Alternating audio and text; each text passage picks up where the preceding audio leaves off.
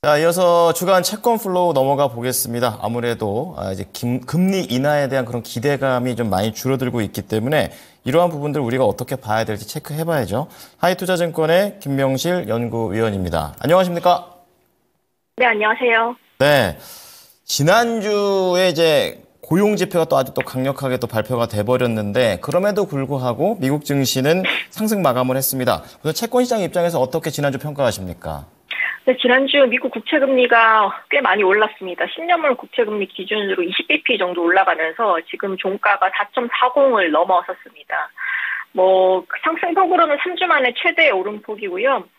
작년 11월 하순 이후 지금 4.4%를 넘어서는 건 처음입니다. 아시다시피 미국의 PMI 제조업 지수가 서프라이즈를 기록하면서 미국 국채 시장의 약세를 주도를 했고요. 그리고 마지막 거래일에는 미국 고용 지표가 생각보다 서프라이즈로 발표가 되면서 이런 부분들이 채권금리 상승을 견인했습니다.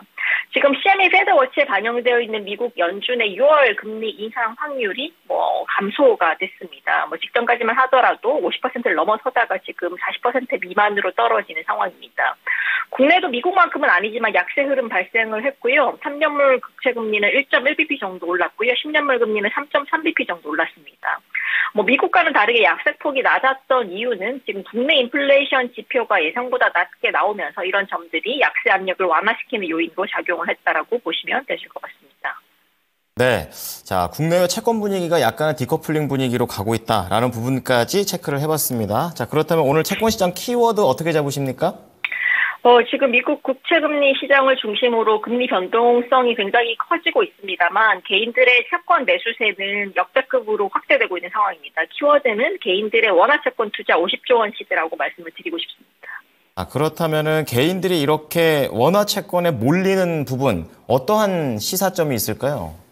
지금 원화채권에 대한 개인들의 관심이 역대급으로 뜨겁습니다. 당연히 기준금리 인상 때문에 채권금리가 전반적으로 올라가다 보니까 채권 투자에 대한 매력이 높아졌고요.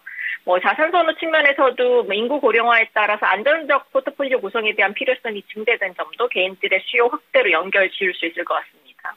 거기다가 최근에 이제 개인들의 채권 투자 확대에 이미 힘입어서 채권 투자와 관련한 MTS죠, 모바일 트레이딩 시스템 같은 디지털 플랫폼 같은 부분들도 활성화되면서 개인들의 채권 투자가 이전과 달리 용이해진 점도 채권 투자 활성화에 기여를 했습니다.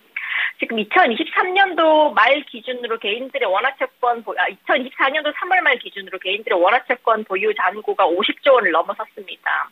연간 기준으로 작년에 21조 정도 들어왔고요. 올해 4조 원 가량 자금이 추가적으로 유입되면서 투자 잔고가 드디어 50조 원을 돌파를 했다라고 보시면 되실 것 같습니다.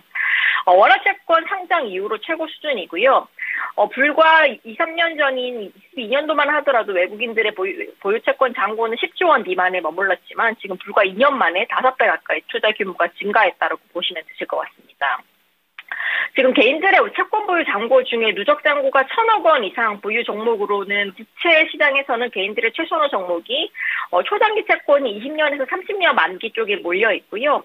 국고채 이외의 선호 종목은 1년 전후 만기, AA에서 AAA 등급의 은행채랑 회사채 등으로 구성이 되어 있습니다.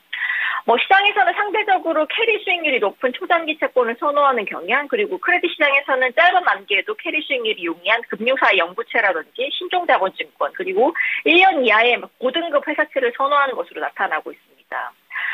채권금리가 높았던 23년도 9월에서 23년도 12월 당시 개인들의 투자 종목과 현재 투자 종목은 약간은 차별화되는 현상들이 보여지고 있고요.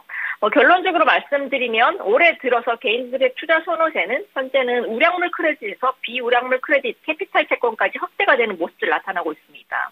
정부가 지금 PF 연착륙 관련된 대책들을 마련해두고 있고 지금 상황에서는 PF별 급작스러운 신용 경색이 나타날 이벤트 여지가 적을 수 있다라는 판단하에서 이런 관련된 시장에서의 투자 심리가 회복되면서 고금리를 노린 개인들의 원화채권 투자가 활발하게 유입되고 있는 것으로 추정이 되고 있습니다. 아시다시피 지금 시중은행의 정기예금 금리는 6개월에 한 3% 초반대 그리고 11개월에 3.2% 정도에 형성되어 있습니다. 반면에 20년 이상의 국고채 채권의 금리는 3.3에서 3.4% 범위로 정기예금 금리보다는 상당 부분 좀 높습니다.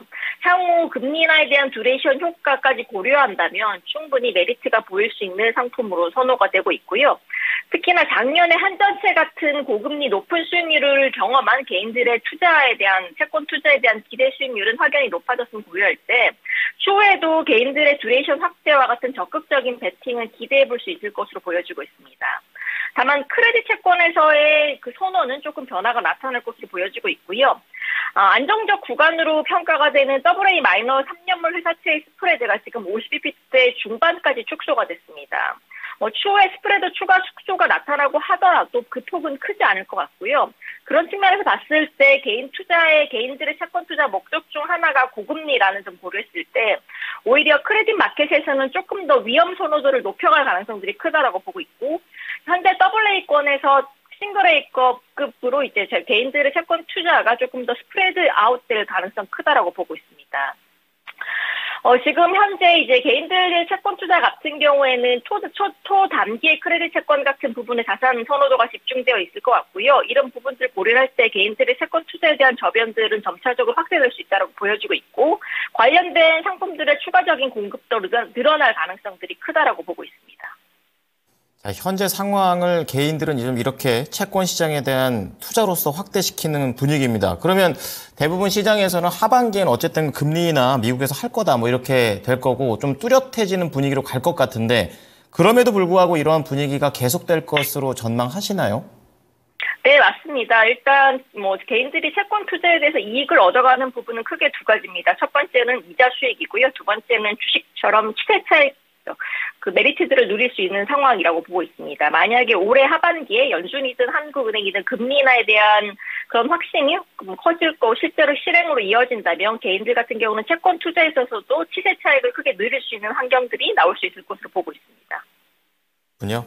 자, 그러면 마지막으로 그러니까 지난주에는 고용과 관련된 지표들이 많이 나왔다면 이번 주에는 좀 찾아보니까 소비 지표들이 좀 많이 예정 중이더라고요. 금리 인하에 대한 변수들이 또 될 텐데 채권 시장 입장에서는 어떻게 전망하십니까?